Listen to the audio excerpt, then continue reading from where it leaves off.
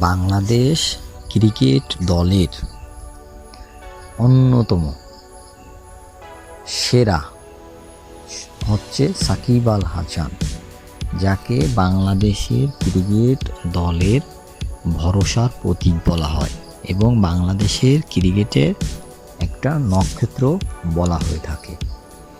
সেই সাকিব আল হাসান এবার ক্রিকেটের অঙ্গন থেকে রাজনৈতিক অঙ্গনে এসে দাঁড়িয়েছে।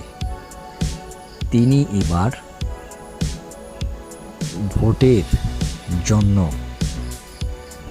এবং সামনের নির্বাচনে এমপি পদে নির্বাচিত করার জন্য বা হওয়ার জন্য নমিনেশন কিনে এবং নমিনেশন পেয়ে যায়।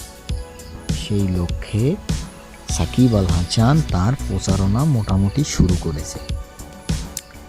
সাকিবের আসনে আরও রাজনৈতিক দলের 5 জন সদস্য সাকিবের সঙ্গে প্রতিদ্বন্দ্বিতা করবে।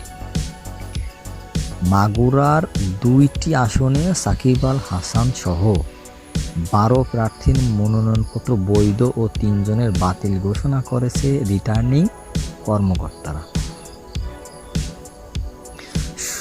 এখানে মাগুরা 1 আসনে আওয়ামী লীগের মনোনীত প্রার্থী সাকিব আল হাসানের সঙ্গে ভোটের মাঠে লড়বেন 5 জন।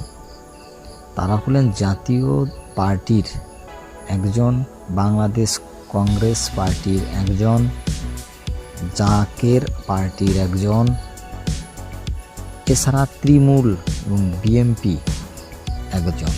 এই আসন থেকে বাংলাদেশের অন্যতম সেরা অলরাউন্ডার সাকিব আল হাসান নৌকা প্রতীক নিয়ে